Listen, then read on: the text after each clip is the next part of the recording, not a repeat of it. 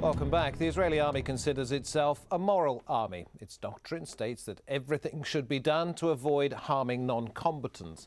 In practice, though, the same army has a record of hitting civilians. The 40 Palestinian refugees who died in a UN shelter were by no means the first. In 1996, the Israeli army killed 106 Lebanese civilian refugees, more than half of them children, who'd been seeking shelter at a UN base in southern Lebanon.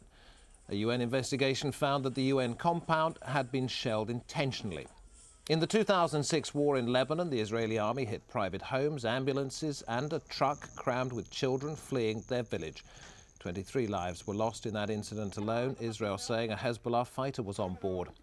Often justification is that Hamas or Hezbollah fighters use civilians as human shields or fire rockets from densely populated areas. With us still our guest in Tel Aviv, Amidror, a retired Israeli general, in London, Claire Short MP, and in Doha, Azam Tamimi. General, let me ask you first of all, is it not a fact, though, that Israel does what it likes, really, because at the end of the day there will be no international consequences? No, Israel does what is needed to defend itself, and mistakenly, from time to time, like the British forces and the American forces in Afghanistan, like the others in everywhere, if the terrorists taking shelter behind civilians, civilians will be part of the casualties of the war. If Israel wants to fight terrorism without hurting civilians, it must stop fighting terrorism. There is no way to fight terrorism who is behind civilians without making some casualties within the civilians. And, sure, is that not a fact, though? For example, I'll give you, let me answer. You don't really answer.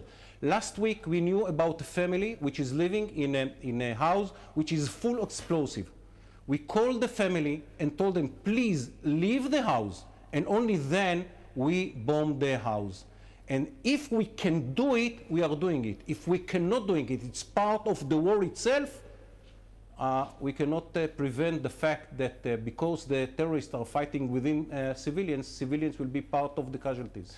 Claire Short, is it not a fact? The General holds up a book detailing mistakes that other sides have made in different conflicts, but is it not a fact that there inevitably will be civilian casualties of war? I'm thinking back to the RAF's bombing of Dresden in the Second World War, a city packed with civilians, perhaps the ending of the war in the Pacific with the bombing of Hiroshima and Nagasaki.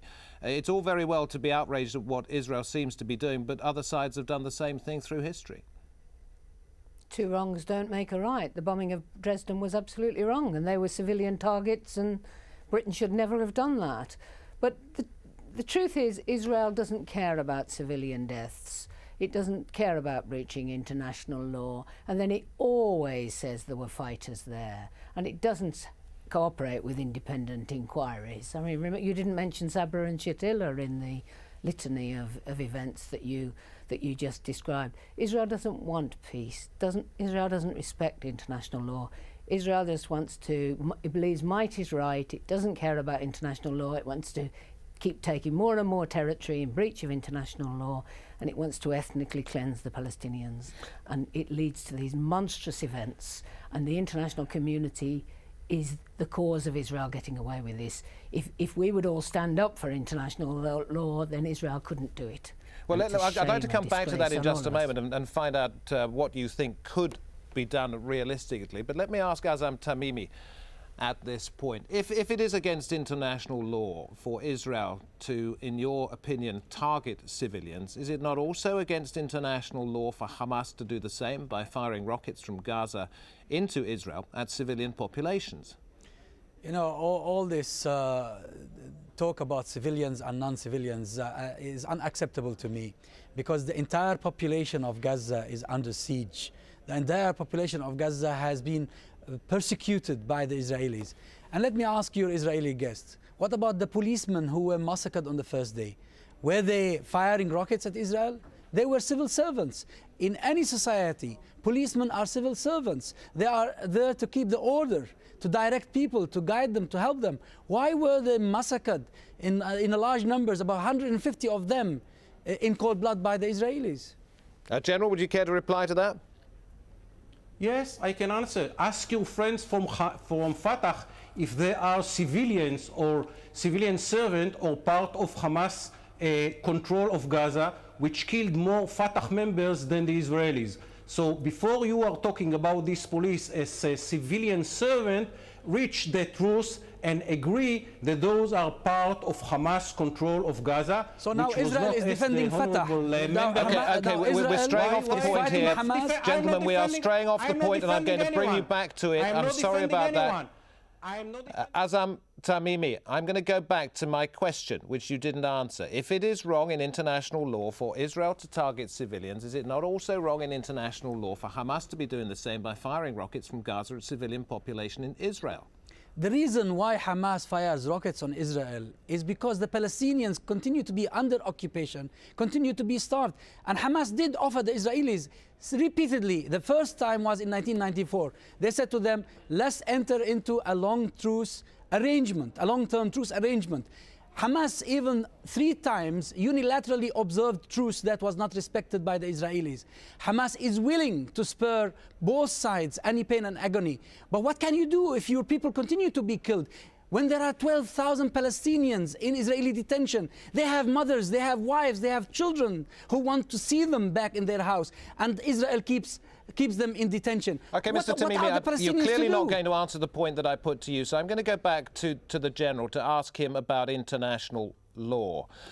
If Israel is such a respecter of international law, as you and other people that I've interviewed over the last 12 days insist, how come there have been, at a conservative estimate, more than 60 UN resolutions condemning some of the moves that Israel has made, to which Israel has paid absolutely no attention whatsoever? I'll answer you. In the United Nations, there are 52 members who are Muslim countries, and they can reach an agreement that now in Tel Aviv, it's 12 o'clock midnight. And the connection between truce and what the decisions of the United Nations is almost relating to Israel, almost none. So we know the problem of the United Nations. Israel is the only country in the world who cannot be member of the Security Council. Iran can be, Libya can be, Syria can be. Those democratic, open societies can be members of the Security Council. Israel cannot. So please don't quote the United Nations. We know the problem of United Nations. We are not going to behave or not to behave according to the United Nations. We have our moral. We are responsible for our morality. We are doing everything not to kill civilians. And if Hamas will not take shelter behind the back of his own people, these people will not be killed. Claire Short, I'm going to come to you to give an overview, if you can, taking it away from somebody who's clearly very much in the Israeli camp, somebody who's very much in the Palestinian camp, to get your view on if somebody wants to bring Israel to account, if they believe that that is what should be done, is it possible? How would you do it? The Geneva Convention lays down that all the high contracting parties, and most countries in the world have signed it, are responsible for enforcing international law. The problem is that Britain, the EU, the US particularly, will not stand up for international law, and therefore Israel keeps getting away with it. There's no question that it's endlessly breaching international law. As I say, the International Court of Justice made a major ruling in 2004 saying the wall's illegal, the settlements are illegal, etc., etc., and no one enforces it. Right, so nobody enforces it now. Seeing how do you change that? How do you get it round to the position that you and some other people want it to be in, where Israel can be held to account? You know, I think I'm ashamed of my government, because if we lose international law, we lose it everywhere, and the world is in chaos. And the way through, the way to peace and justice, Israel-Palestine, is to enforce international law on all sides. And then there would have to be a settlement. The 67 boundaries would give the Palestinians their state. The settlements would have to end, and we could have peace.